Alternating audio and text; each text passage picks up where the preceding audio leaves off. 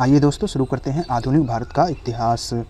इससे पहले भी मध्यकालीन भारतीय इतिहास PYQ BPSC का ख़त्म किया जा चुका है और ये 1 लाइनर फॉर्मेट में है। इसके बाद ऑप्शन वाला भी लाया जाएगा। तो चलिए फटाफट रिवीजन करना है और बार बार रिवीजन से ही एग्ज़ाम निकलता है दोस्तों। चलिए शुरू करते हैं। भारत में पहला है यूरोपीय कंपनियों का आगमन। भारत का आधुनिक इतिहास यूरोपीय कंपनियों के आगमन से शुरू होता है। चलिए यहाँ आपको पता होगा सबसे पहले भारत में पुर्तगाल आए थे, लेकिन कंपनियों में सबसे पहले अंग्रेजी ईस्ट इंडिया कंपनी गठित हुई थी।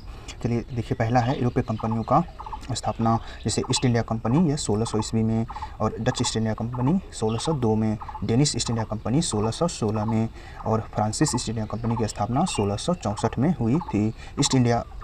स्वीडिश ईस्ट इंडिया कंपनी यह 1731 में स्थापित हुई थी। तो सबसे अंत में स्वीडिश ईस्ट इंडिया कंपनी स्थापित हुई थी। लेकिन एक ये सवाल पूछा जाता है, भारत में सबसे अंत में फ्रांसीसी आए थे। जब ऑप्शन में स्वीडिश ईस्ट इंडिया कंपनी नहीं रहे तो नेक्स्ट है पुर्तगाली उपनिवेश का प्रथम वायसराय भारत में कौन सा हुआ था? तो फ्रांसिस्को डी अल्मेडा प्रथम पुर्तगाली वायसराय था। नेक्स्ट है बंगाल की खाड़ी में समुद्री डकैती हेतु हुगली का उपयोग कौन करते थे? तो पुर्तगाली करते थे।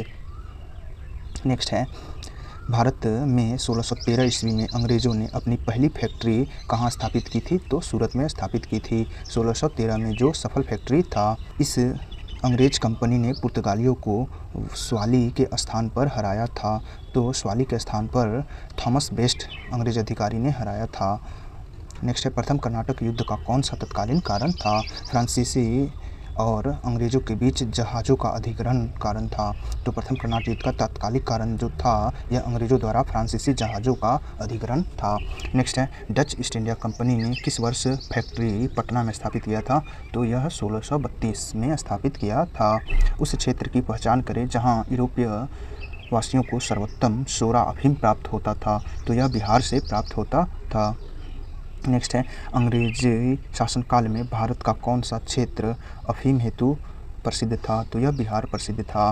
भारत में पहली फैक्ट्री स्थापित की गई थी तो सूरत में स्थापित की गई थी। फ्रेंच फैक्ट्री भी सूरत में, अंग्रेज फैक्ट्री भी सूरत में स्थापित हुई थी। नेक्स्ट है कर्नाटक युद्ध। प्रथम कर्नाटक युद्ध हुआ था, यह 1746 से 1748 में हुआ था। फिर द्वितीय कर्नाटक युद्ध 1749 से 1754 तक हुआ था, और तृतीय कर्नाटक युद्ध 1758 से 1763 तक हुआ था। प्रथम कर्नाटक युद्ध में एला सफल की संधि हुई थी जो उस युद्ध को समाप्त किया था। द्वितीय कर्नाटक युद्ध में पौंडीचेरी की संधि 1754 में हुई थी, और तृतीय कर्नाटक युद्ध में पेरिस की संधि 1763 में हुई थी। इस प्रकार है ईस्ट इंडिया कंपनी और बंगाल के नवाब। जैसे बंगाल के प्रथम नवाब कौन बने थे? तो मुर्शीद कुली खां थे, जो 1717 से 1727 तक उनका कार्यकाल था। शुजाउद्दीन थे 1727 से 1739 तक। सरफराज खान थे 1739 से 1740 तक। तो सरफराज खान के पहले दो मुर्शीद कुली खां जो बंगाल को स्वतंत्र शासन बंगाल पे किए थे, और शुजाउद्दीन 1727 से 1739 तक। फिर सरफराज खां 1739 से 40 में।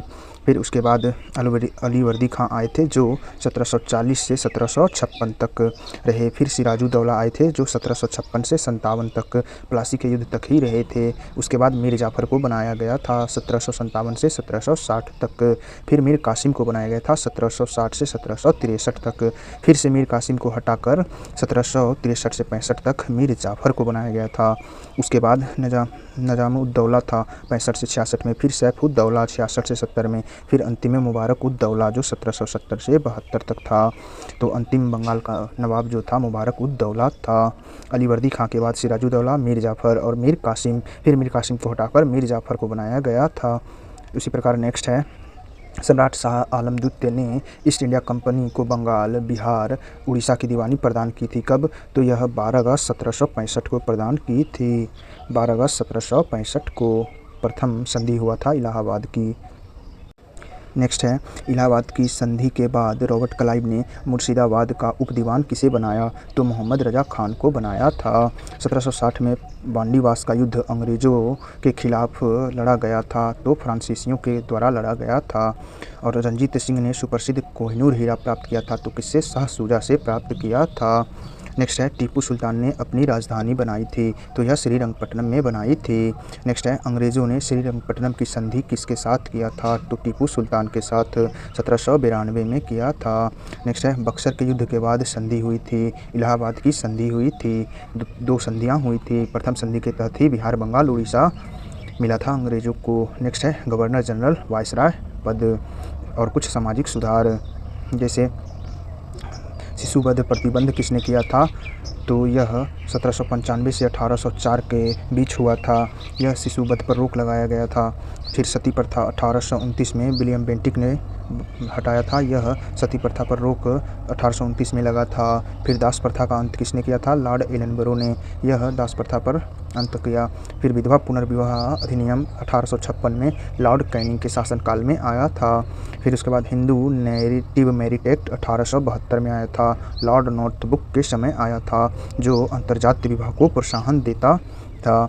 तो हिंदू नेटिव मैरिज एक्ट किसके सहयोग से, केशव चंद्र सेन के सहयोग से आया था। एज ऑफ कंसेंट एक्ट ये आया था 1891 में लॉर्ड लैंसडाउन के शासनकाल में। इसमें लड़कियों के लिए विवाह की उम्र 12 वर्ष निश्चित की गई थी। शारदा एक्ट 1929 में आया था लॉर्ड इरविन के शासनकाल में। लड़कियों की विवाह की उम्र इसमें 14 वर्ष निर्धारित की गई थी और लड़कों का 18 वर्ष। यही आगे चलकर 18 और 21 वर्ष हो गया था आज़ादी के बाद। नेक्स्ट है गवर्नर जनरल एवं उसके महत्वपूर्ण कार्य, जैसे बंगाल के प्रमुख गवर्नर जनरल रॉबर्ट क्लाइव जो प्रथम गवर्नर था बंगाल का, इसके समय इलाहाबाद की संधि हुई थी। अवध के नवाब शुजाउद्दौला मुगल सम्राट शाह आलम द्वितीय के बीच हुआ था 1757 के बाद 57 से 60 तक। फिर 60 से 65 से 67 तक रॉबर्ट क्लाइव बंगाल का गवर्नर बना रहा। इसमें बंगाल में द्वैध शासन लागू हुआ, श्वेत विद्रोह हुआ था, कंपनी के कर्मचारियों पर उपहार लेना प्रतिबंध कर दिया गया था और सोसाइटी ऑफ ट्रेड की स्थापना की गई थी। तो रॉबर्ट क्लाइव के शासनकाल में बंगाल में द्वैध शासन लागू हुआ था और श्वेत विद्रोह हुआ था, कर्मचारियों को उपहार लेना प्रतिबंध कर दिया गया था और सोसाइटी फॉर ट्रेड की स्थापना की गई थी। नेक्स्ट है वारेन हेस्टिंगस, इसका शासनकाल 1772 से 1774 के तक था। वारेन हेस्टिंगस बंगाल में द्वैध शासन को 1772 में समाप्त करवा दिया। फिर वारेन हेस्टिंगस के शासनकाल में प्रथम बंगाल मराठा युद्ध हुआ था, जो 1775 से 1782 में हुआ था। बंगाल का पहला गवर्नर जनरल भी कहलाया यही वारेन हेस्टिंगस, जो 1774 से 1785 तक था, जबकि गवर्नर बना था वो 1772 से 74 तक बंगाल का गवर्नर था। लेकिन बंगाल का गवर्नर जनरल बोला जाए तो वारेन हेस्टिंगस 1774 से 85 तक बना था। तो वारेन हेस्टिंगस के शासनकाल की मुख्य घटनाएं जो पूछी जाती हैं बार बार, जैसे बंगाल में द्वैध शासन समाप्त 1772 में, प्रथम बंगाल मराठा युद्ध 1775 से 82 में, फिर द्वितीय बंगाल मराठा युद्ध 1780 से 84 में, और रेगुलेटिंग एक्ट आया था। कलकत्ता में उच्च न्यायालय की स्थापना 1774 में, नंद कुमार को गलत आरोप में फांसी दिलवाया गया था 1775 में, ईस्ट इंडिया एक्ट 1784 में, पंचवर्षीय योजना या एक वर्षीय बंदोबस्त लागू हुआ था।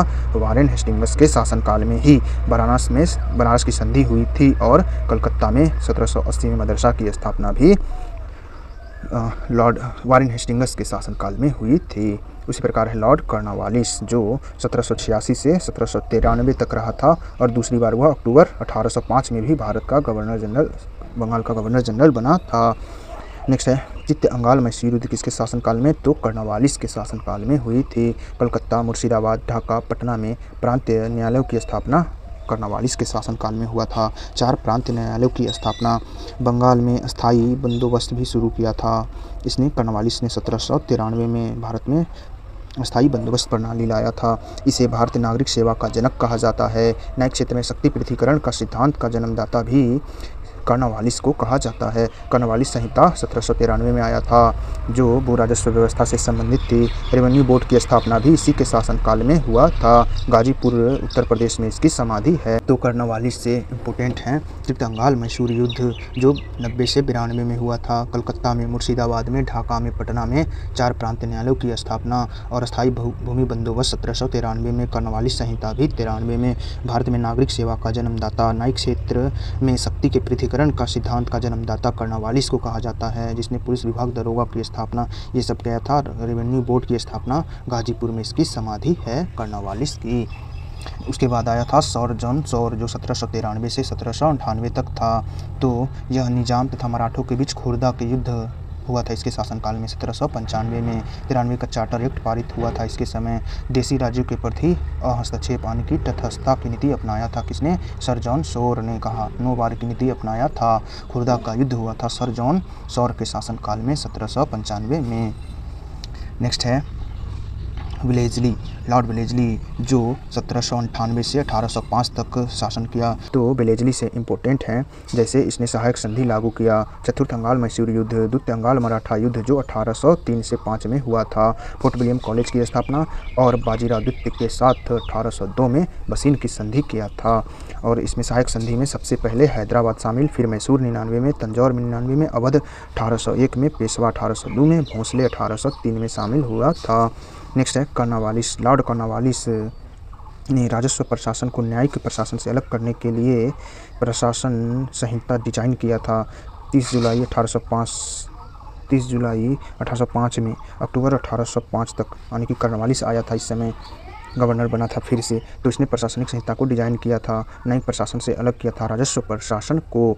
उसके बाद आए थे सर जॉर्ज बार्ले जो 1805 से 1807 तक बने थे। बल्लौर का सिपाही विद्रोह 1806 में हुआ था सर जॉर्ज बार्लो के शासनकाल में। फिर उसके बाद आए लॉर्ड मिर्टो प्रथम। लॉर्ड मिर्टो प्रथम का शासनकाल था 1807 से 1813 तक। महाराजा रणजीत सिंह ने प्रसिद्ध अमृतसर की संधि की थी 1809 में। अमृतसर की संधि 1809 में किसके शासनकाल में? तो लॉर्ड मिंटो प्रथम के शासनकाल में हुई थी। फिर लॉर्ड हेस्टिंग्स आए जो 1813 से 1823 तक 10 वर्षों तक रहे गवर्नर जनरल। इनके शासनकाल में प्रथम अंगाल नेपाल युद्ध 14 से 16 तक हुआ था। फिर तृतीय अंगाल मराठा युद्ध 1817 से 18 में हुआ। लॉर्ड हेस्टिंग्स के शासनकाल में पिंडारियों का दमन भी 1817 से 18 में। बंगाल में कस्तकारी अधिनियम 1822 लागू हुआ इसी लॉर्ड हेस्टिंग्स के शासनकाल में। लॉर्ड हेस्टिंग्स के नेतृत्व में सर्वोच्चता की नीति अपनाई गई थी। ब्रिटिश अधिकारियों द्वारा सर्वोच्चता की नीति किसके शासनकाल में? तो लॉर्ड हेस्टिंग्स के शासनकाल में अपनाई गई थी, जबकि घेरे की नीति वारेन हेस्टिंग्स के शासनकाल में अपनाई गई थी। फिर जॉन एडम्स कार्यकारी ये बने थे कुछ दिन के लिए गवर्नर जनरल, जनवरी से अगस्त में। फिर उसके बाद आए थे लॉर्ड एमहर्स्ट जो 1823 से 1828 तक थे। इनके शासनकाल में प्रथम बंगाल बर्मा युद्ध 1824 से 1826 में हुआ था। अंग्रेजों और बर्मा के मध्य यानडुप की संधि हुई थी। बैरकपुर सैनिक छावनी में 1824 में जो विद्रोह हुई थी वो भी लॉर्ड एमहर्स्ट के शासनकाल में हुई थी। जो बंगाल के कंपनी के अधीन अंतिम गवर्नर जनरल था लॉर्ड एमहर्स्ट था, और यह इसके शासनकाल में ही बर्मा के साथ यानडुप की संधि हुई थी 1826 में। उसके बाद फिर आ गए लॉर्ड विलियम बेंटिक। इसके बाद 1833 का अधिनियम आया था, जिसके बाद विलियम बेंटिक को भारत का गवर्नर जनरल कहा गया, पूरे भारत का governor general. Lord William Bentinck 1828 से 1835 तक था। इसके शासनकाल में सती प्रथा की समाप्ति 1829 में हुई थी और ठगी प्रथा की 1830 में। ये पूछा जा चुका है। शिशु बालिका वध पर समाप्ति किया था। शिशु बालिकाओं को वध नहीं देना चाहिए इसने कहा, और इस पर इसने कठोर प्रतिबंध लगाया था। और 1833 का चार्टर अधिनियम तो बताया ही है, इसी के शासनकाल में आया था। नेक्स्ट है भारत के गवर्नर जनरल विलियम बेंटिक का भी कहा ना। इसके शासनकाल में कलकत्ता में मेडिकल कॉलेज 1835 में स्थापित हुई। सरकारी सेवाओं में भेदभावपूर्ण नीति को समाप्त किया। विलियम बेंटिक ने भारत का प्रथम गवर्नर जनरल कहलाया। अंग्रेजी भारतीय प्रशासन की सरकारी भाषा को बना दिया इसने 1835 में मैकाले संहिता के तहत। फिर आगरा में नई प्रेसिडेंसी बनाया बेंटिक ने। अंगाल प्राच्य शिक्षा विवाद को समाप्त किया। बेंटिक ने डिवीज़न कमिश्नर नियुक्त किया था। मंडलायुक्त की नियुक्ति किसके शासनकाल में?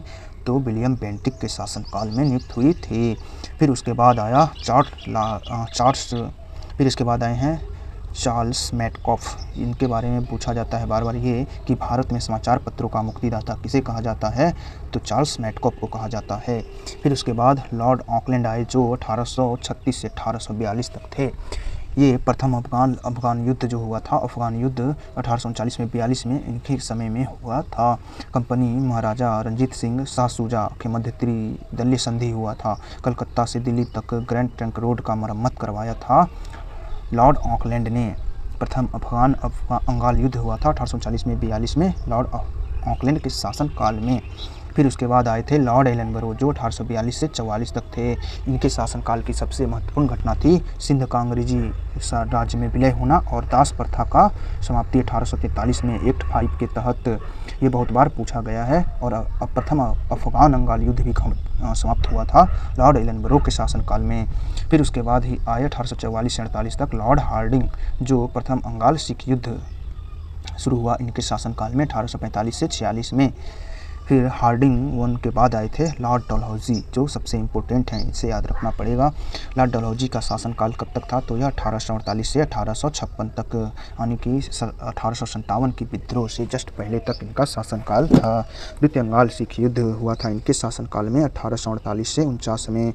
पंजाब का अंग्रेजी राज्य में विलय 1849 में हुआ था डलहौजी के शासनकाल में। फिर द्वितीय अंगाल बर्मा युद्ध हुआ था 1852 से 53 में। व्यापकता का सिद्धांत अपनाया था हड़प नीति डलहौजी ने। कर्नाटक के नवाब और तंजौर के राजा की उपाधि समाप्त कर दी थी किसने, डलहौजी ने। अधिक कर्ज लेने के आरोप में बरार को विलय कर लिया था किसने, तो डलहौजी ने। रेलवे लाइन आई थी 1853 में, ये तो जानते होंगे। फिर सर चार्ल्स वुड की अध्यक्षता में चार्ल्स वुड डिस्पैच आया था 1854 में। और प्रथम बार तार की शुरुआत हुई थी विद्युत तार 1850 में डलहौजी के शासनकाल में। और प्रथम डाक टिकट का भी प्रचलन 1854 में डलहौजी के शासनकाल में। और संथाल विद्रोह भी इस डलहौजी के शासनकाल में ही हुआ था। कुशासन के आरोप पर इसे अवध को हड़प लिया गया था 1856 में, ये तो बहुत बार पूछा गया है। और व्यक्तिगत सिद्धांत द्वारा विलय किए गए प्रमुख राज्य इस प्रकार थे। सबसे पहले सतारा को हड़पा था डलहौजी ने 1848 में। फिर संभलपुर जैतपुर को 1849 में, बघाट को 1850 में, उदयपुर को 1852 में और झांसी को 1854 में, नागपुर को भी 1854 में। सार्वजनिक निर्माण विभाग और लोक निर्माण विभाग की स्थापना किसने करवाया था, तो डलहौजी ने करवाया था। है लॉर्ड कैनिंग। अब इसके बाद भारत के वायसराय हो गए थे। 1857 की क्रांति के बाद राजा के प्रतिनिधि के रूप में लॉर्ड कैनिंग प्रथम वायसराय बना था 1856 से 1858 तक। फिर 58 से 62 तक यह रहा था। तो 1858 से 1862 तक इसका शासनकाल। लॉर्ड कैनिंग के शासनकाल में ही विधवा पुनर्विवाह अधिनियम आया था और 1858 का एक्ट पारित हुआ था। बम्बई, मद्रास, कलकत्ता में विश्वविद्यालयों की भी स्थापना लॉर्ड कैनिंग के शासनकाल में हुई थी। भारत में भारत परिषद अधिनियम 1861 का पारित हुआ था कैनिंग के शासनकाल में ही। लॉर्ड कैनिंग के शासनकाल में ही उच्च न्यायालयों की स्थापना 1861 में कहाँ हुई थी, तो कलकत्ता में, बम्बई में, मद्रास में 3 प्रेसिडेंसियों में हाई कोर्ट की स्थापना हुआ था। फिर भारतीय दंड संहिता 1862 प्रभावी हुआ था कैनिंग के शासनकाल में ही। सिविल दंड संहिता 1861 आया था इसी के शासनकाल में। और भारत ईस्ट इंडिया कंपनी द्वारा नियुक्त अंतिम गवर्नर जनरल यही था, लॉर्ड कैनिंग अंतिम गवर्नर जनरल था भारत का। और प्रथम वायसराय लॉर्ड कैनिंग ही था। फिर उसके बाद लॉर्ड एल्गिन आया था 1862 से 63 में, जिसके शासनकाल में बहावी आंदोलन महत्वपूर्ण आंदोलन था लॉर्ड एल्गिन के शासनकाल में, जिसमें पटना महत्वपूर्ण केंद्र बन गया था बहावी आंदोलन का। फिर लॉर्ड नेपियर आया था, रॉबर्ट नेपियर 1863 में नवंबर से दिसंबर तक कार्यवाहक वायसराय बना था। फिर विलियम डेनिसन आया था, यह भी कार्यवाहक वायसराय बना था 64 तक। फिर उसके बाद आए हैं सर जॉन शोर, ये इंपॉर्टेंट हैं। ये इसके शासनकाल में अफगानिस्तान के संदर्भ में प्रसिद्ध हस्तक्षेप की नीति अपनाए थे, रिंग फेस की नीति सर जॉन लॉरेंस ने। उसके बाद 1866 में उड़ीसा, 1868 में राजपूताना तथा बुंदेलखंड में भयानक अकाल पड़ा था किसके शासनकाल में, तो सर जॉन लॉरेंस के शासनकाल में। सर जॉन लॉरेंस के शासनकाल में बड़ी मात्रा में रेलवे और नहरों का निर्माण प्रारंभ किया गया था। यूरोप के साथ प्रथम समुद्री संचार व्यवस्था भी लॉरेंस के शासनकाल में हुआ था, जॉन लॉरेंस के शासनकाल में। अफगानिस्तान के प्रति हस्तक्षेप की नीति अपनाया था सर जॉन लॉरेंस ने। इसके बाद हैं लॉर्ड मेयो, सबसे इम्पोर्टेंट ये भी हैं, इनका भी पूछा जाता है। लॉर्ड मेयो के शासनकाल 1869 से 1872 था, जिसमें प्रथम बार भारत में जनगणना कराई गई थी। और इनके शासनकाल में भारत में वित्तीय विकेंद्रीकरण किया गया था। भारत में अजमेर मेयो कॉलेज की स्थापना की गई थी। इसके कार्यकाल के दौरान ही इसे पोर्ट ब्लेयर में एक अफगान ने, शेर अली ने, इनकी चाकू से हत्या कर दी थी, ये भी पूछा जाता है। फिर उसके बाद आए थे लॉर्ड नॉर्थबुक, जो 1872 से 1876 तक शासन किए। इनके शासनकाल में पंजाब में कूका विद्रोह 1872 में हुआ था और बंगाल में अकाल 1873 में पड़ा था लॉर्ड नॉर्थबुक के शासनकाल में। नेक्स्ट है लॉर्ड लीटन। लॉर्ड लीटन 1876 से 1880 तक नॉर्थबुक के बाद आए थे। इन्हें रिचर्ड स्ट्रेची की अध्यक्षता में अकाल आयोग गठन किया था। इन्होंने रिचर्ड स्ट्रेची की अध्यक्षता में 1878 में अकाल आयोग की स्थापना किया था। लॉर्ड लिटन ने दिल्ली दरबार का भव्य आयोजन 1877 में लिटन के शासनकाल में ही किया गया था, जिसमें महारानी विक्टोरिया को कैसर हिंद की उपाधि दी गई थी 1877 में, जिसे भारत की सामग्री 1877 में 1 जनवरी 1877 को घोषित किया गया था।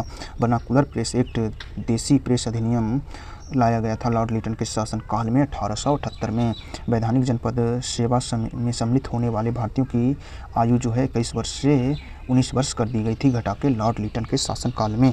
फिर द्वितीय बंगाल अफगानी युद्ध 1878 से 80 में लॉर्ड लिटन के शासनकाल में हुआ था। इसने अफगानिस्तान के प्रति आक्रामकता की नीति अपनाई थी लॉर्ड लिटन ने। नेक्स्ट है नोट है, देखिए लॉर्ड लिटन ओवेन मेरिडिथ के नाम से साहित्य लेखन करता था, यानी कि साहित्य लेखक था ओवेन मेरिडिथ के नाम से लॉर्ड लिटन। फिर आए थे रिपन, ये सबसे इम्पोर्टेंट हैं, भारत में इन्हें उद्धारक की संज्ञा दी जाती है।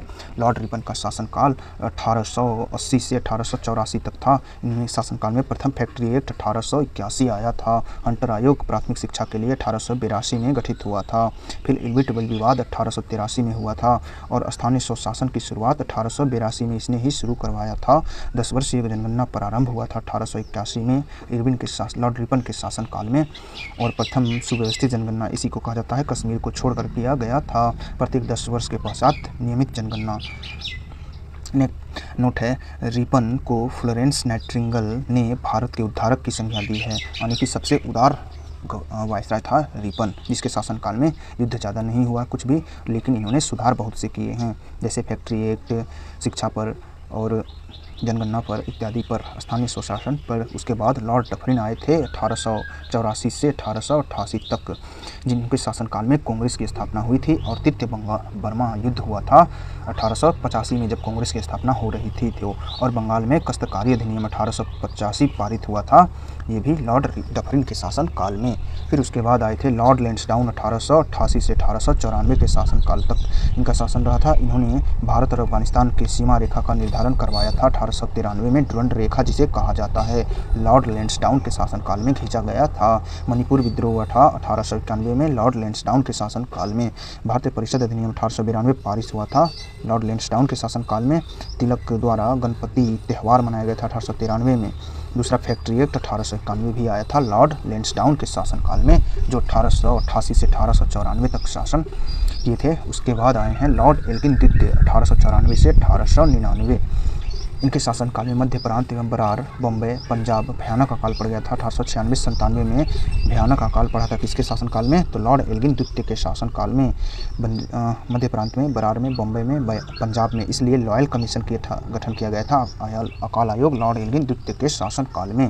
इसके शासनकाल में 1895 में शिवाजी उत्सव मनाए थे तिलक जी, जबकि गणेश उत्सव लॉर्ड लैंसडाउन के शासनकाल में 93 में। फिर उसके बाद चोपेकर बंधुओं ने पूना में 2 अंग्रेज अधिकारियों की हत्या 1897 में कर दी थी एल्गिन द्वितीय के शासनकाल में। नोट है, एल्गिन द्वितीय जो है इसने कहा था कि भारत को तलवार के बल पर जीता गया है, तो इसकी रक्षा तलवार के बल पर ही की जाएगी, इसको एल्गिन द्वितीय ने कहा था। उसके बाद आए लॉर्ड कर्जन, ये इम्पोर्टेंट है, ये बहुत ही ख़राब वायसराय थे। 1899 से 1905 तक आए थे। इन्होंने 1901 में कृषि इंस्पेक्टर जनरल की कार्यों की देखरेख नियुक्ति किया गया था, यानी कि कर्जन को कृषि इंस्पेक्टर जनरल के रूप में नियुक्ति किया गया था 1901 में। नए प्रांत उत्तर पश्चिम सीमा प्रांत का गठन किया था कर्जन ने। यंग हस्टबैंड के नेतृत्व में शिष्टमंडल लहसा और तिब्बत में भेजा था किसने, तो लॉर्ड कर्जन ने भेजा था। ये सवाल नया नहीं अब आता है कि तिब्बत में किसने एक शिष्टमंडल भेजा था 1903 से 4 में, तो लॉर्ड कर्जन ने भेजा था 1903-4 में, और किसके नेतृत्व में, तो यंग हस्बैंड के नेतृत्व में भेजा था। इसके शासनकाल में भारतीय विश्वविद्यालय अधिनियम 1904 आया था। भारतीय लोक सेवा मंडल 1905 भी आया था। सर डब्ल्यू फ्रेजर की अध्यक्षता में पुलिस आयोग स्थापित किया था 1902 में कर्जन ने टॉमस रेले की अध्यक्षता में रेले आयोग गठन किया था 1902 में, जो विश्वविद्यालय शिक्षा से संबंधित था। सर एंटनी मैकडोनाल्ड की अध्यक्षता में इसने अकाल आयोग भी 1900 में स्थापित करवाया था कर्जन ने भी। और प्राचीन स्मारक संरक्षण अधिनियम 1904 में इसने भी लाया था लॉर्ड कर्जन 1904 में प्राचीन स्मारक अधिनियम। लेकिन सबसे महत्वपूर्ण घटना बंगाल का विभाजन था 1905 का, जिसके कारण इसे याद किया जाता है। इस समय सिंचाई आयोग कॉलिन स्कॉट मॉनफ्रिक अध्यक्ष थे, तो सिंचाई आयोग भी स्थापना करवाया था कर्जन ने, जिसके अध्यक्ष कॉलिन स्कॉट मॉनफ्रिक थे। 1901 में स्थापित हुआ था सिंचाई आयोग। रेलवे बोर्ड का गठन 1905 में, ये भी करजन के शासनकाल में हुआ था। के बाद आए हैं लॉर्ड मिंटो प्रथम, जो 1905 से 1910 तक थे। इसके शासन इस समय मुस्लिम लीग का गठन किया गया था ढाका में 1906 में। लॉर्ड मिंटो के शासनकाल में अंगाल रूसी मित्रता 1907 में हुई थी। खुदीराम बोस को फांसी हुआ था। तिलक जी को 6 वर्ष का जो सज़ा मिला था 1908 में। इस समय भी लॉर्ड मिंटो प्रथम थे। भारत परिषद अधिनियम यानी कि मार्ले मिंटो सुधार अधिनियम 1909 जो पारित हुआ था, ये भी लॉर्ड मिंटो के शासनकाल में, जो ही बहुत शर्मनाक था। भारत विभाजन का इसे बीज कह सकते हैं। शायद इसे कोई कहा भी था, शायद राजेंद्र प्रसाद बोले थे। एसपी सिन्हा वायसराय कार्यकारिणी परिषद में नियुक्त हुए थे 1909 में। प्रथम ये बने थे एसपी सिन्हा। लॉर्ड मिंटो के शासनकाल में सूरत विभाजन भी 1907 में हुआ था। नेक्स्ट है लॉर्ड हार्डिंग द्वितीय 1910 से 1916 तक। लॉर्ड हार्डिंग द्वितीय के समय ब्रिटेन के राजा पंचम और महारानी मैरी का दिल्ली में आगमन हुआ था। दिल्ली दरबार लगाया गया था 12 दिसंबर 1911 को। लॉर्ड हार्डिंग द्वितीय जो 1910 से 16 तक थे। बंगाल विभाजन रद्द हुआ 1911 में। दिल्ली जो है राजधानी कलकत्ता से दिल्ली आ गई 1911 में। दिल्ली राजधानी 12 में बन गई थी। घोषणा 11 में हुआ था लॉर्ड हार्डिंग के शासनकाल में। हार्डिंग द्वितीय के शासनकाल में दिल्ली में बम फेंका गया था दिसंबर 1912 में, जिसे हार्डिंग बम कांड कहा जाता है। जब हार्डिंग दिल्ली में प्रवेश कर रहा था तो, और हार्डिंग द्वितीय के शासनकाल में ही प्रथम विश्व युद्ध की शुरुआत हुई थी। 1914 में गांधी जी दक्षिण अफ्रीका से लौटे थे। गोखले और फिरोज मेहता का देहांत 1915 में हो गया था। जबकि लॉर्ड हार्डिंग के समय बनारस हिंदू विश्वविद्यालय की स्थापना हुआ था 1916 में। ये कुलपति भी बने थे। हिंदू महासभा की स्थापना 1915 में लॉर्ड हार्डिंग द्वितीय के शासनकाल में ही हुआ था। फिर लॉर्ड चेम्सफोर्ड आए थे 1916 से 1921 में। इसके शासनकाल में होम रूल लीग की स्थापना तिलक और बेसेंट ने। सितंबर में एनी बेसेंट और अप्रैल में तिलक ने। गांधी जी का चंपारण आंदोलन, Rowlatt act, trade union Congress का प्रथम अधिवेशन 1920 में, खिलाफत आंदोलन, गांधी जी का सहयोग आंदोलन। एसपी सिन्हा और उड़ीसा के पहले गवर्नर बने थे, ये भी लॉर्ड चेम्सफोर्ड के शासनकाल में हुआ था। जलियांवाला बाग हत्याकांड 1919 में 13 अप्रैल को। चेम्सफोर्ड सुधार अधिनियम 1919। तीर्थ अंगाल अफगान युद्ध आया था, ये भी लॉर्ड चेम्सफोर्ड के शासनकाल में, जो 1916 से 1921 तक शासन किया था। फिर आए लॉर्ड रीडिंग, जो यहूदी गवर्नर थे 1921 से 1926 तक। इसके बाद प्रिंस ऑफ वेल्स का आगमन 1921 में हुआ था। मोपला विद्रोह हुआ था। चौरी चौरा कांड हुआ था 5 फरवरी को। असहयोग आंदोलन हुआ था। और काकोरी ट्रेन एक्शन कांड 1925 को 9 अगस्त को हुआ था। कानपुर में अखिल भारतीय साम्यवादी दल की स्थापना 1925 में, ये भी लॉर्ड रीडिंग के शासनकाल में हुआ था। फिर लॉर्ड इरविन आए थे 1926 से 1931 तक। इनके शासनकाल में साइमन कमीशन 1927 में नियुक्ति और साइमन कमीशन भारत आया 1928 में। बटुकेश्वर दत्त, भगत सिंह और असेंबली में इन्होंने बम फेंका था।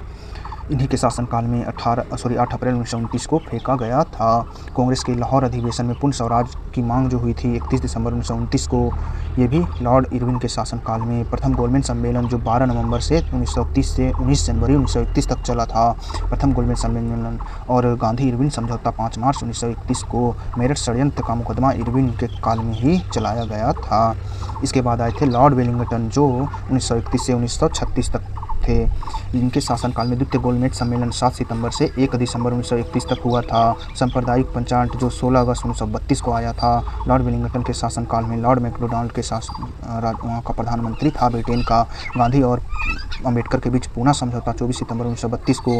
वेलिंगटन के शासनकाल में ही गांधी जी ने पुनः सबने आंदोलन शुरू किया था। तृतीय गोलमेज सम्मेलन जो 17 नवंबर से 1932 तक 24 दिसंबर तक चला था। 17 नवंबर 1932 से 24 दिसंबर 1932 तक। तृतीय गोलमेज सम्मेलन, सबने अवज्ञा आंदोलन वापस 1934 में, और भारत सरकार अधिनियम 1935, ये भी लॉर्ड वेलिंगटन जो 1831 से 36 तक थे, इनके शासनकाल में हुई थी।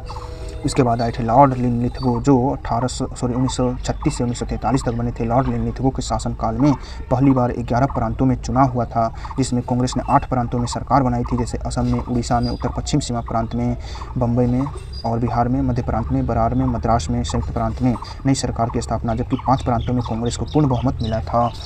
तो 1935 के अधिनियम के तहत 1937 में जो चुनाव हुआ था 11 प्रांतों में, कांग्रेस ने 5 प्रांतों में बहुमत प्राप्त किया था, जबकि 8 में सरकार बनाई थी। असम में, उड़ीसा में, उत्तर पश्चिम सीमा प्रांत में, बिहार में, बम्बई में, मध्य प्रांत में, बरार में, मद्रास में और संयुक्त प्रांत में। त्रिपुरी कांग्रेस अधिवेशन सुभाष चंद्र बोस ने अध्यक्षता किया था और राजेंद्र प्रसाद जी को दोबारा चुना गया था, जब इन्होंने त्यागपत्र दे दिया था गांधी जी के विरोध के बावजूद। और फॉरवर्ड ब्लॉक की स्थापना हुआ था 1939 में। लॉर्ड लिनलिथगो के शासनकाल में अगस्त प्रस्ताव आया था 8 अगस्त 1940 को। व्यक्तिगत सत्याग्रह 17 अक्टूबर 1940 को। ये भी लॉर्ड लिंलिथगो के शासनकाल में। मुस्लिम लीग ने कराची अधिवेशन में विभाजन करो और जाओ का नारा दिया था। कांग्रेस ने भारत छोड़ो आंदोलन 9 अगस्त 1942 को जो प्रारंभ हुआ था, ये भी लॉर्ड लिंलिथगो के शासनकाल में हुआ था। 1936 तक से जो 43 तक थे। उनके बाद आए थे लॉर्ड बेवेल, जो 1943 से 1947 तक बने थे। लॉर्ड बेवेल ने कांग्रेस और लीग के प्रतिनिधियों को शिमला में बैठक बुलाया था। जून जुलाई 1945 में शिमला सम्मेलन। नौसैनिक विद्रोह 1946 में। कैबिनेट मिशन आगमन 1946 में। कैबिनेट मिशन की घोषणा 16 मई 1946 को की गई थी। मुस्लिम लीग ने प्रत्यक्ष कार्रवाई दिवस 16 अगस्त 1946 को किया था। और संविधान सभा के चुनाव जो घोषणा हुआ था 46 में, यह जून जुलाई में संविधान सभा बना था। जवाहरलाल नेहरू के नेतृत्व में अंतरिम सरकार सितंबर 1946 में बना था। संविधान सभा की पहली बैठक 9 दिसंबर 1946 को हुआ था। ब्रिटेन के प्रधानमंत्री क्लेमेंट एटली जो थे 1948 जून 1948 में कहा था भारत को आज़ाद कर देंगे। यह फरवरी 1947 में घोषणा किया था। तो ये सभी लॉर्ड बेवेल के शासनकाल में घटित हुई थी घटनाएं 1943 से 47 के बीच। फिर उसके बाद अंतिम बने थे Lord William Mountbatten. Lord Mountbatten बने थे 1947 से 48 तक। बंगाल और पंजाब का सीमा का निर्धारण किया गया था, यानी कि भारत और बंगाल का पाकिस्तान का विभाजन रेड क्लिफ रेखा खींचा गया। और 3 जून योजना आया था। भारत विभाजन की घोषणा 3 जून 1947 को हुआ था। इसे माउंटबेटन योजना भी कहा जाता है। ब्रिटिश संसद में भारतीय स्वतंत्रता विधेयक पेश किया गया था 4 जुलाई को, और 18 जुलाई को ब्रिटिश सम्राट ने स्वीकृति दी थी। और भारत स्वतंत्र हुआ था 15 अगस्त 1947 को, यानी कि 14 अगस्त 12 बजे रात में हुआ था। ये थे भारत के सभी वायसराय और गवर्नर जनरल। अब देखिए क्वेश्चन क्या क्या पूछा गया है। जैसे भारत का प्रथम गवर्नर जनरल कौन था, तो भारत का प्रथम गवर्नर जनरल पूछा जा रहा है, तो विलियम बेंटिक 1935 के अधिनियम के तहत बने थे। फिर भारत के ब्रिटिश साम्राज्य का संस्थापक कौन था भारत में, तो रॉबर्ट क्लाइव थे। लॉर्ड वेलेस्ली ने सहायक संधि स्वीकार करवाया था किस मराठा सरदार को, तो पेशवा बाजीराव द्वितीय पहला मराठा सरदार था जिसने सहायक संधि स्वीकार किया था। ठगों का उन्मूलन किसके नेतृत्व में हुआ था, कैप्टन सलीमन के नेतृत्व में। किसने सामाजिक सुधार विलियम बेंटिक को प्रारंभ किया था, कौन सा सामाजिक सुधार, तो सती प्रथा का उन्मूलन, दास प्रथा का उन्मूलन और ठगों का उन्मूलन किया था विलियम बेंटिक ने। जबकि दास प्रथा का उन्मूलन लॉर्ड एलनबरो ने किया था 1843 में। आयोग ने इसको माना था विलियम बेंटिक। 67वीं में इसका आंसर गलत दिया गया था। इसके बाद आया है सिंध, ग्वालियर, अवध और सतारा में देसी रियासतों में से अंग्रेजों ने अपने क्षेत्र को नहीं मिलाया था। अंग्रेजों ने किसे नहीं मिलाया था, तो ग्वालियर को नहीं मिलाया था।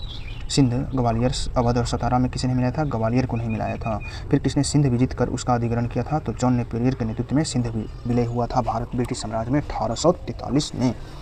भारत में प्रथम रेल लाइन किस गवर्नर जनरल के शासनकाल में, तो डलहौजी के शासनकाल में आया था। महारानी विक्टोरिया को भारत की सामग्री घोषित किया गया था 1 जनवरी 1877 को। अफगानिस्तान के प्रति आक्रामक की नीति किस वायसराय ने अपनाई थी, लॉर्ड लिटन ने। नेक्स्ट है इंपीरियल कैडेट कॉर्प्स की स्थापना किसके शासनकाल में हुई थी, तो लॉर्ड कर्जन के शासनकाल में हुई थी। फिर नेक्स्ट है मुझे विश्वास है कि कांग्रेस अपनी विनाश की तरफ जा रही है। मेरी इच्छा यह है कि भारत में रहते हुए इसके शांतिप्रिय निधन में मैं सहायक बनूं, यह भी कर्जन ने कहा था। फिर उसके बाद है ब्रिटिश शासन का भारतीय अर्थव्यवस्था पर प्रभाव, चौथा टॉपिक है। तो इसमें है अस्थाई बंदोबस्त किससे किया गया था, तो अस्थाई बंदोबस्त जमींदारों के साथ किया गया था। अस्थाई बंदोबस्त लागू हुआ था 1793 में, कर्नवालिस ने किया था। बिहार में परमानेंट सेटलमेंट लागू करने का उद्देश्य क्या था, तो भू राजस्व को अस्थायी रूप से निर्धारित करना। बंगाल और बिहार में भूमि पर किराएदारों का कुछ हद तक कानूनी सुरक्षा बंगाल किराएदारी अधिनियम द्वारा किया गया था। तो कब, यह 1885 में आया था। बंगाल सुरक्षा किराएदारी अधिनियम 1885 में। रैयतवाड़ी व्यवस्था लागू हुआ था सबसे पहले कहाँ, तो मद्रास में। वह प्रथा जिसके तहत किसान जो भूमि के मालिक होते थे और सरकार को भू राजस्व देते थे, वह रैयतवाड़ी प्रथा था। पंजाब भूमि हस्तांतरण अधिनियम कब पारित हुआ था, तो 1900 ईस्वी में पारित हुआ था।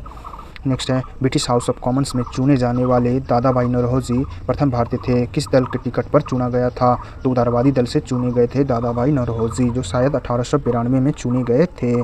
फिर उसके बाद है महालवारी बंदोबस्त को सर्वप्रथम बंगाल में लागू किया था किसने, तो हाल्ट मैकेंजी ने बंगाल में महालवाड़ी व्यवस्था लागू किया था। नेक्स्ट है भारतीय राष्ट्रवादी नेताओं ने 1880 से 1905 के मध्य आर्थिक नीतियों को प्रकृति का भारत में आर्थिक राष्ट्रवाद के युग के रूप में चित्रित किया है। यह किसने लिखा, तो दादा भाई नौरोजी ने लिखा। यानी कि भारतीय राष्ट्रवादी नेताओं में से किसने 1880 से 1905 के मध्य आर्थिक नीतियों की प्रकृति का भारतीय में आर्थिक राष्ट्रवाद का युग के रूप में किसने चित्रित किया है, तो दादा भाई नौरोजी ने 1880 से 1905 को भारत में आर्थिक राष्ट्रवाद का युग कहा है इसे। नेक्स्ट है रेलवे इस काल के लिए वास्तविक वरदान थी। तो द्वितीय विश्व युद्ध के समय रेलवे वास्तविक वरदान थी। Poverty and un British rule in India Dadabhai Naoroji ने लिखा था। धन प्रवाह का सिद्धांत दादाभाई नौरोजी ने दिया था। वह उल्लेखनीय व्यक्ति जिसने स्वतंत्रता से पहले भारत की राष्ट्रीय आय की गणना के लिए कदम उठाया था, तो दादाभाई नौरोजी थे। फिर इसके बाद है नेक्स्ट टॉपिक है 1857 की क्रांति। 1857 की क्रांति से देखिए क्या क्या पूछा गया है। बलौर का सिपाही विद्रोह कब हुआ था? 1806 में। धार्मिक प्रतीकों को हटाने के कारण हुआ था यह विद्रोह। फिर 1824 में हुआ था बैरकपुर का सैनिक विद्रोह। यह समुद्री मार्ग से बर्मा जाने के आदेश के विरुद्ध हुआ था।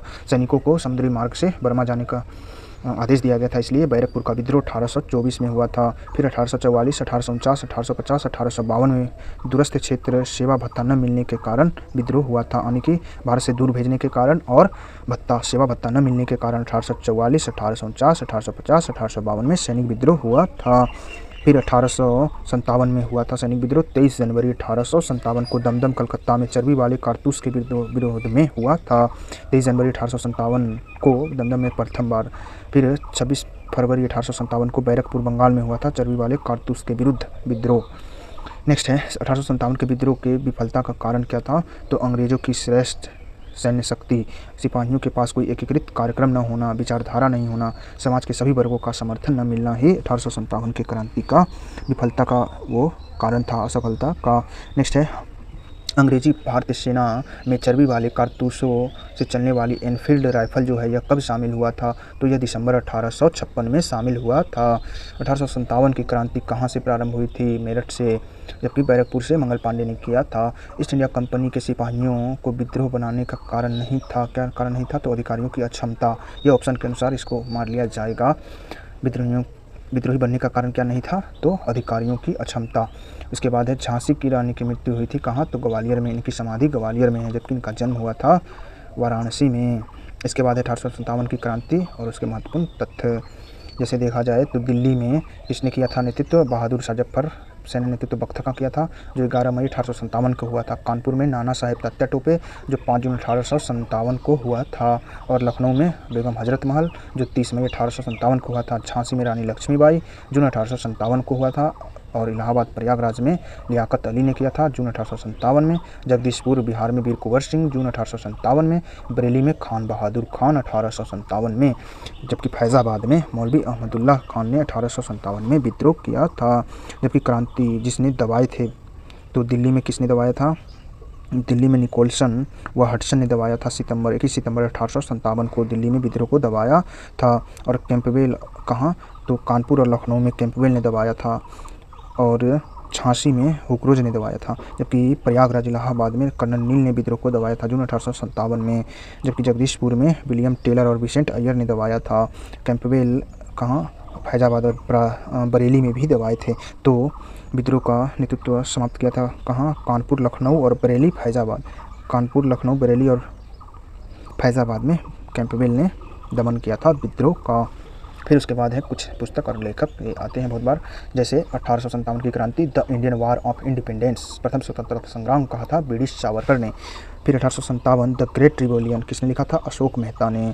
सिपाही mutiny and the revolt of 1857, यह आर.सी. मजुमदार ने लिखा था। फिर 1857 यह एस.एन. सेन ने लिखा था, जो सरकारी लेखक थे। 1857 के विद्रोह के स्वरूप पर इतिहासकारों का मत है। जैसे बी डी सावरकर ने कहा यह भारत का प्रथम स्वतंत्रता संग्राम था, यह राष्ट्र विद्रोह था। डिज़रायली ने कहा यह पूर्णतः सिपाही विद्रोह था, यह जॉन लॉरेंस वसीले ने कहा था। और फिर यह अंग्रेज़ों और हिंदू मुस्लिमों का षड्यंत्र था, यह जेम्स ऑटरम डब्ल्यू टेलर ने कहा था। हिंदू और मुस्लिमों का षड्यंत्र ईसाइयों के विरुद्ध, जबकि बर्बरता और सभ्यता का युद्ध था, टी.आर. होम्स ने कहा। यह धर्मांधों और ईसाइयों के विरुद्ध युद्ध था, E.R. रीज ने कहा था। तो ये मत थे। फिर है 1857 के प्रमुख विद्रोह और पुस्तक, उनके लेखक। जैसे 1857 में लिखा गया पुस्तक the Indian war of independence, B D Savarkar. अभी तो ये ऊपर आया था, फिर से एक बार रिवीजन हो जाएगा। चलिए, the Indian war of independence, B D Savarkar. 1857 the great revolution, Ashok Mehta. The peasant and the Raj, यह एरिक स्टोक्स ने लिखा था, the peasant and the Raj. जबकि a history of the sepoy war in India, यह जॉन विलियम काय ने लिखा था। असबाब बगावत हिंद, यह सर सैयद अहमद खान ने लिखा था, जो कारणों पर संबंधित है 1857 के विद्रोह के। फिर द सिपाही mutiny and the revolt of 1857, RC Majumdar ने लिखा था। फिर the causes of the Indian revolt, ये सर सैयद अहमद खान। द सिपाही म्यूटनी 1857, यह HP चट्टोपाध्याय ने लिखा था। नेक्स्ट है, वीर कुंवर सिंह ने अंग्रेज़ों के खिलाफ 1857 में विद्रोह किया था। कहाँ से? तो आरा से। 1857 की क्रांति के दौरान बिहार में क्रांतिकारियों का नेतृत्व वीर कुंवर सिंह ने किया था। वीर कुंवर सिंह ने 1857 का विद्रोह का नेतृत्व किया था बिहार से। जगदीशपुर में किस व्यक्ति ने 1857 के विप्लव का नेतृत्व किया था? तो वीर कुंवर सिंह ने। जगदीशपुर के राजा थे वीर कुंवर सिंह। पटना में 1857 के स्वतंत्रता संग्राम के नेता कौन थे? तो राजपूत कुंवर सिंह थे। पटना से हालांकि पीर अली पुस्तक विक्रेता ने भाग लिया था। मैं जहाँ हूँ जगदीशपुर वहीं है, यह कुंवर सिंह ने कहा था। नेक्स्ट 1857 के विद्रोह का बिहार में 15 जुलाई 1857 से 20 जनवरी 1858 तक केंद्र था। जगदीशपुर 15 जुलाई से 20 जनवरी 1857 तक केंद्र था। 20 जनवरी 1858 तक। नेक्स्ट है, मौलवी अहमदुल्ला शाह, मौलवी इंदालुल्लाह, मौलाना फजले हक खैराबादी, नवाब लियाकत अली में से 1857 के विद्रोह का अंग्रेज़ों का सबसे कट्टर कौन था? तो मौलवी अहमदुल्ला शाह था।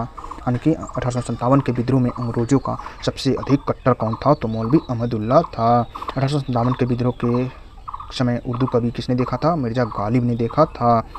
फिर उसके बाद है 1857 के विद्रोह में किसने भाग नहीं लिया था? तो 1857 के विद्रोह में बड़े ज़मींदारों ने और साहूकारों ने अंग्रेज़ों का साथ दिया था। ईस्ट इंडिया कंपनी के कंट्रोल के खिलाफ बगावत नहीं किया था। तो हैदराबाद के निज़ाम ने बगावत नहीं किया था, जबकि अंग्रेज़ों का साथ दिया था। 1857 के समय गवर्नर जनरल कौन था? तो लॉर्ड कैनिंग था, वायसराय था। 1857 के विद्रोह के समय बिहार में कौन सा भाग अप्रभावित रहा था? यानी कि जहाँ विद्रोह नहीं हुआ था तो वह मुंगेर था, जहाँ 1857 का विद्रोह नहीं हुआ था। फिर 1857 के विद्रोह के बाद पहला व्यक्ति जो सशस्त्र विद्रोह के माध्यम से ब्रिटिश शासन को उखाड़ फेंकना चाहता था और भारत में स्वशासन स्थापित करना चाहता था, तो वह वासुदेव बलवंत फड़के थे। यानी कि 1857 के विद्रोह के बाद पहला व्यक्ति जो सशस्त्र विद्रोह के माध्यम से ब्रिटिश सेनाओं को उखाड़ फेंकना चाहता था और भारत में स्वशासन स्थापित करना चाहता था, वासुदेव बलवंत फड़के। नेक्स्ट है, 1857 में भारत का गवर्नर जनरल कौन था? तो लॉर्ड कैनिंग था। फिर उसके बाद है 1857 का विद्रोह मुख्यतः किस कारण से सफल रहा? तो ये बहुत कारणों से सफल रहा था, जैसे योजना की कमी, केंद्रीय संगठन की कमी। नेक्स्ट है 1857, ये कारण कथन है, 1857 के प्रथम स्वतंत्रता संग्राम ब्रिटिश सरकार से स्वतंत्रता प्राप्ति करने में असफल रहा।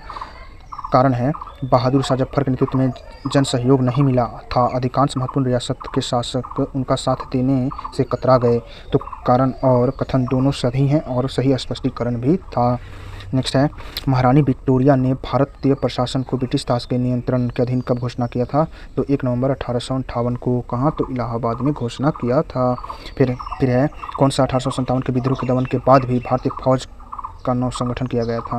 दमन के बाद 1857 के बाद पीला आयोग का गठन किया गया था भारतीय फौजों का फिर से गठन के लिए। 1857 के विद्रोह के बाद ब्रिटिश सरकार ने सिपाहियों का किस प्रांतों से चयन किया? तो सिख, गोरखा, पंजाबी और उत्तर पश्चिम प्रांत से। तो 1857 के बाद सिखों को, गोरखाओं को, पंजाबियों को उत्तर पश्चिम सीमा प्रांत से सिपाही में भर्ती किया जाने लगा। फिर है, अन्य जन्य आंदोलन देखा जाए, जैसे सन्यासी विद्रोह, ये पूछा जाता है बार बार। सन्यासी विद्रोह कहाँ हुआ था? तो यह बिहार और बंगाल में हुआ था। यह 1763 से 1800 के बीच हुआ था। भवानी पाठक एवं देवी चौधरानी के नेतृत्व में हुआ था। फकीर विद्रोह बंगाल में हुआ था। मजनू शाह चिराग अली के शासन में नेतृत्व में यह 1776 से 77 में हुआ था। ज्वार विद्रोह बांकुड़ा बंगाल में हुआ था। दुर्जन सिंह के नेतृत्व में यह 1798 से 99 में हुआ था। पोलीगारों का विद्रोह, यह दक्षिण भारत तमिलनाडु का विद्रोह था। वीर पी कट्टबोम्मन ने किया था 1799 से 1805 में। भील विद्रोह हुआ था पश्चिम घाट में, त्रयंबकन जी किए थे 1818 से 31 में पश्चिम घाट में। भील विद्रोह, रामोशी विद्रोह भी पश्चिम घाट में चित्तर सिंह ने किया था 1822 से 26 में। जबकि पागलपंथी विद्रोह, यह गारो लोगों का था, करमसार टीपू के नेतृत्व में बंगाल में हुआ था 1825 से 1823 में। ये पूछा गया था एडीओ एग्जाम में, पागलपंथी किसका विद्रोह था? तो गारो लोगों का था। नेक्स्ट है अहोम विद्रोह, जो असम में हुआ था 1828 में। गोमधर कुंवर और धनंजय बोरगोहेन इसके नेतृत्वकर्ता थे। बहावी आंदोलन बिहार और उत्तर प्रदेश में हुआ था। सैयद अहमद बरेलवी के नेतृत्व में 1820 से 1870 तक चला था। नोट बहावी आंदोलन मोहम्मद शाह कालीन इस्लाम को पुनः स्थापित करना चाहते थे। अच्छा, मोहम्मद शाह कालीन भावी आंदोलन के जरिए इस्लाम को पुनः स्थापित करना चाहते थे। नेक्स्ट है कोल आंदोलन, यह झारखंड में हुआ था। छोटा नागपुर पठार में बुद्धो भगत के नेतृत्व में 1831 से 32 में हुआ था कोल आंदोलन।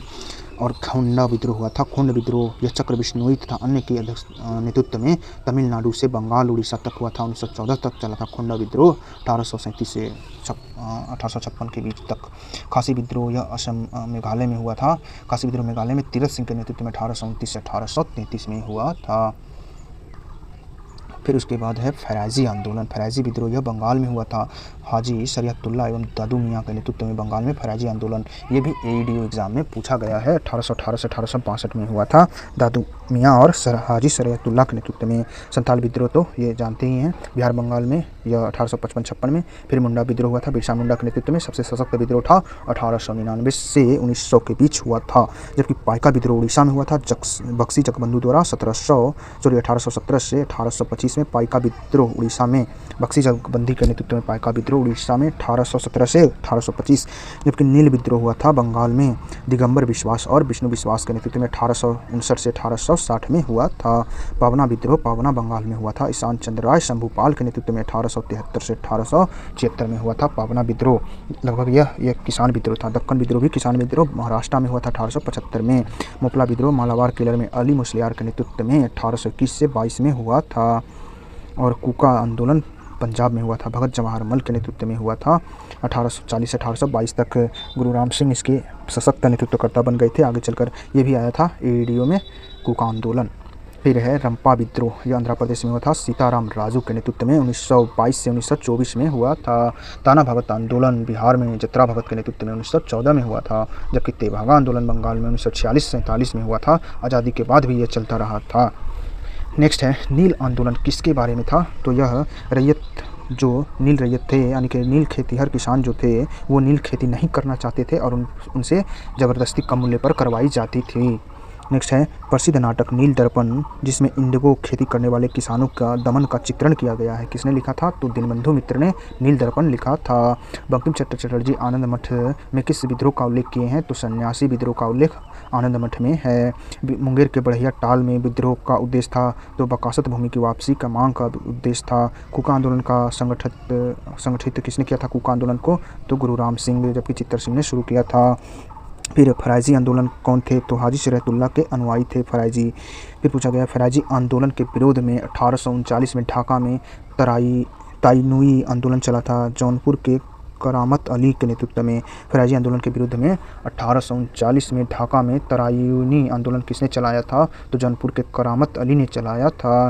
महाराष्ट्र में रामोसी कृषक जत्था का नेतृत्व किसने किया था? वासुदेव बलवंत फड़के ने। रामोसी विद्रोह सही रूप से किस भौगोलिक क्षेत्र में? पश्चिम घाट में हुआ था।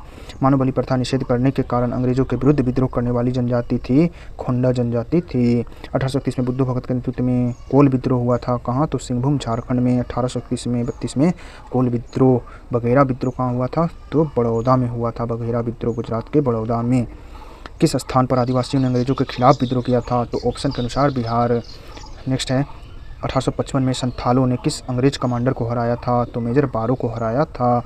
उलगुलान विद्रोह कहा जाता है किसे? बिरसा मुंडा के मुंडा विद्रोह को। उलगुलान विद्रोह किससे जुड़ा था? बिरसा मुंडा से जुड़ा था। फिर उसके बाद है बिरसा को सोते हुए पकड़ा गया था। ये 56वीं से 59वीं में पूछा गया है। फरवरी 1900, 2 फरवरी 1900 और 3 फरवरी 1900 दिया गया था। 4 फरवरी और 3 फरवरी 1900 पकड़ा गया था। जबकि कहीं कहीं इसके स्रोत हैं वो मार्च में पकड़े गए थे। नेक्स्ट बिरसा मुंडा के पक्ष में थे। बिरसा मुंडा झारखंड, उत्तरांचल और छत्तीसगढ़ में से कोई नहीं होगा। ये किस क्षेत्र के थे? बिरसा मुंडा जनजाति के पक्ष में थे, किसी राज्य के विशेष के पक्ष में नहीं थे।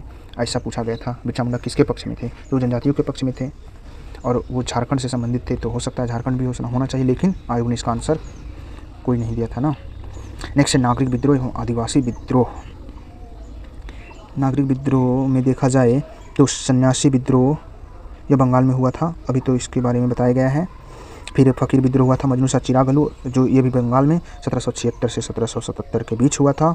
और फिर फ़कीर विद्रोह मजनू सा चिरागली ये तो बता दिया गया। पागलपंथी विद्रोह करमशाह के नेतृत्व में बंगाल में ये भी हुआ था। पाइका विद्रोह बक्सी जगबंधु विद्याधर उड़ीसा में। और फराजी विद्रोह हाजी शरीयतुल्लाह के नेतृत्व में बंगाल में। गडकरी विद्रोह दादी कृष्ण पंडित के नेतृत्व में महाराष्ट्र में हुआ था। इसके बाद है बिरसा मुंडा का कार्य क्षेत्र कौन सा था, तो बिरसा मुंडा का कार्य क्षेत्र रांची था। बिरसा मुंडा के अनुयायी अवतार माने जाते थे धरती आबा के, सिंह बोंगा के,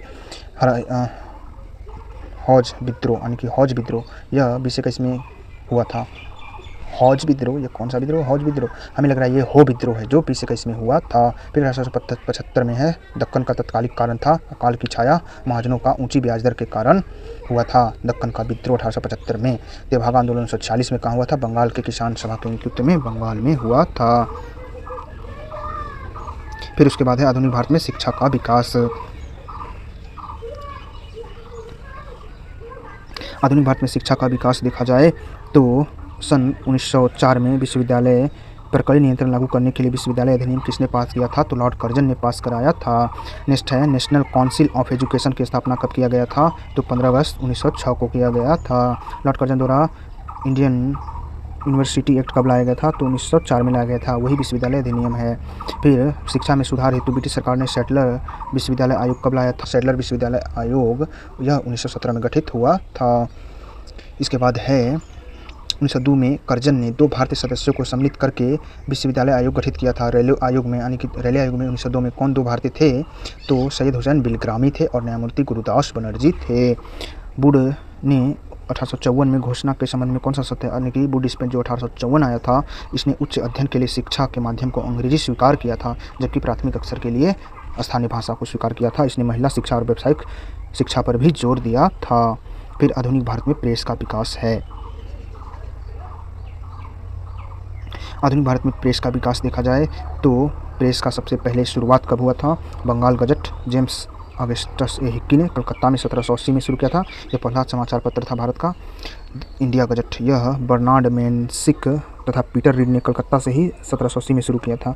इंडिया गजट जो बाद में बंद हो गया था, कलकत्ता में बर्नार्ड मेंसिक और पीटर रीड ने इंडिया गजट 1780 में ही किया था। मद्रास कुरियर किसने मद्रास में लाया था, 1785 में रिचर्ड जॉनस्टन ने लाया था। बम्बई हेराल्ड बम्बई से 1789 में, 91 में बम्बई हेराल्ड। दिग्दर्शन ये कलकत्ता से आया था 1818 में। और समाचार दर्पण बैप्टिस्ट मिशनरी सोसाइटी द्वारा सोमपुर में आया था कलकत्ता में। मिरातुल अखबार राजा राम मोहन राय जी ने लाए थे, ये 1822 में मिरातुल अखबार कलकत्ता से। जामे जहानुमा यह कलकत्ता से 1822 में प्रकाशित हुआ था, यानी कि मिरातुल अखबार के शासनकाल में। फिर बंगदूत राजा राम मोहन राय और द्वारकानाथ टैगोर द्वारा कलकत्ता से, यह 1829 में आया था बंगदूत राजा राम मोहन राय और द्वारकानाथ टैगोर।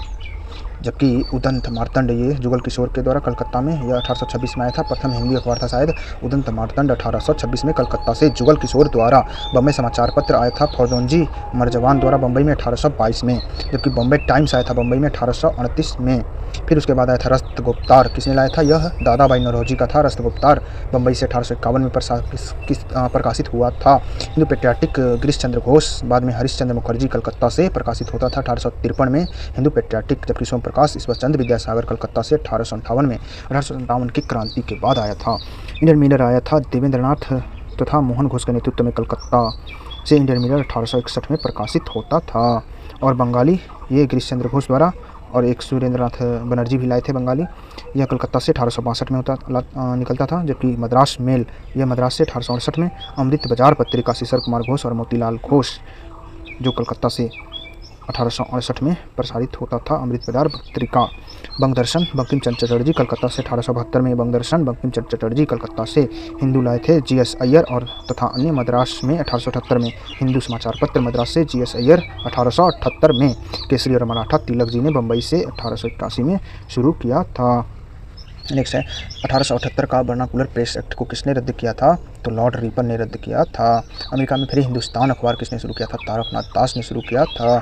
अमृत बाजार पत्रिका की स्थापना हुई थी, शीशर कुमार घोष ने की थी। क्रांतिकारी गतिविधियों से कौन सी पत्रिका नहीं जुड़ी थी, तो यंग इंडिया नहीं जुड़ी थी, जो गांधी जी से संबंधित थी। यह अखबार जो उदारवादियों की नीतियों का प्रचार करता था, तो यह लीडर अखबार था, मदन मोहन मालवीय ने लाया था।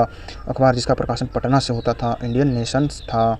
नेक्स्ट है बहिष्कृत जर्नल किसने प्रकाशित किया था, तो बहिष्कृत जर्नल भीमराव अम्बेडकर ने प्रकाशित किया था। पटना में प्रकाशित होने वाला प्रथम अंग्रेजी अखबार था दी बिहार हेराल्ड था। पटना में प्रकाशित होने वाला प्रथम अंग्रेजी अखबार था। नेक्स्ट है राष्ट्रवादी समाचार पत्रों में हिंदू, केसरी, बंगाली, हिंदुस्तानी, सुधारक के संपादकों का नाम था। हिंदू के जी सुब्रमण्यम अय्यर थे, केसरी के बाल गंगाधर तिलक थे और बंगाली के सुरेंद्रनाथ बनर्जी, हिंदुस्तानी के गंगा प्रसाद वर्मा और सुधारक के गोपाल कृष्ण गोखले। सुधारक समाचार पत्र गोपाल कृष्ण गोखले लाते थे।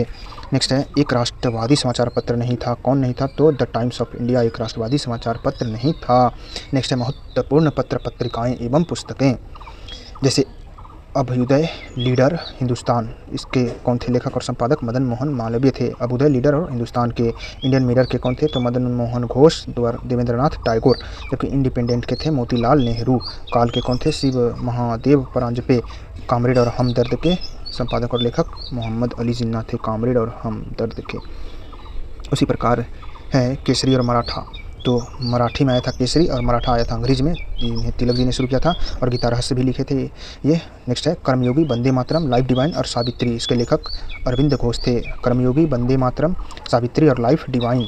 जबकि Bengali a nation in the making Surendranath Banerjee की कृति। भवानी मंदिर किसने लाया था? अरविंद घोष ने। Young India, Harijan, Navajivan, Hind Swaraj, my experiment with truth, ये किसका? गांधी जी का है। फिर संवाद कॉमेडी और मिरातुल अखबार राजा राम मोहन राय का। सोम प्रकाश ईश्वर चंद्र विद्यासागर का। अमृत बाजार पत्रिका शीशर कुमार घोष का और मोतीलाल घोष का। जबकि Commonwealth New India Annie Besant ji का है। Commonwealth New India. फिर हिंदुस्तान तारकनाथ दास का। द रिवोल्यूशनरी, यह सत्येंद्रनाथ सन्याल का था। द रिवोल्यूशनरी सत्येंद्रनाथ सन्याल का। नेक्स्ट है poverty and British rule India, दादा भाई नरहौरी का। इंडिया और रस्तगुप्तार भी दादा भाई नरहौजी का। इंडिया और रस्तगुप्तार समाचार पत्र था दादा भाई नरहौजी का। इंडिया डिवाइडेड राजेंद्र प्रसाद जी ने लिखा था। अनहैप्पी इंडिया लाला लाजपत राय जी ने लिखा है। इंडिया विंस फ्रीडम गुबार ए खातिर और अल हिलाल किसका था? अब्दुल कलाम आज़ाद का था। अब्दुल कलाम आज़ाद का गुबार ए खातिर भी था, ये नया है गुबार ए खातिर, अब्दुल कलाम आज़ाद का। फिर है discovery of India, glimpses of world history, मेरी कहानी, ये किसका है? नेहरू जी का। नेक्स्ट है हिंट्स फॉर सेल्फ कल्चर, ये लाला हरदयाल का है। हिंट्स फॉर सेल्फ कल्चर लाला हरदयाल का। इंडिया अनरेस्ट, ये वेलेंटाइन चिरोल का है, चिरोल का। और इंडिया फॉर इंडियंस, ये चित्तरंजन दास का था। India for Indians. नेक्स्ट है द इंडियन वार इंडिपेंडेंस, ये वी.डी. सावरकर का। Home and the world, Gitanjali, किसका? रविंद्रनाथ टैगोर का। Home and the world. Next है नील दर्पण, ये दीनबंधु मित्र का। सोजे वतन, कर्मभूमि, शतरंज के खिलाड़ी, ये किसका? प्रेमचंद्र का कृति है। सोजे वतन, कर्मभूमि, शतरंज के खिलाड़ी। जबकि बंग ए दर्रा, तरा ए हिंद, ये मोहम्मद इकबाल का। भारत भारती, ये मैथिली शरण गुप्त का। उसी प्रकार से है कांग्रेस का इतिहास, पट्टाभी सीतारामैया ने लिखा था कांग्रेस का इतिहास। और भारतीय दूरदर्शा, ये किसका है? भारतेंदु हरिश्चंद्र का। बंग ए दर्रा तरान ए हिंद, ये किसका था? मोहम्मद इकबाल का था। बंग दर्रा तरान ए हिंद। इंडियन स्ट्रगल, सुभाष चंद्र बोस की जीवनी। और सत्यार्थ प्रकाश दयानंद सरस्वती ने लिखा था। आनंद मठ, देवी चौधरानी, ये किसका? बंकिम चंद्र चट्टोपाध्याय का था। आनंद मठ और देवी चौधरानी। नेक्स्ट है बंदी जीवन, ये किसका था? सचिंद्रनाथ सन्याल का था बंदी जीवन। और है क्या? नहीं, इसके बाद है सामाजिक धार्मिक सुधार आंदोलन।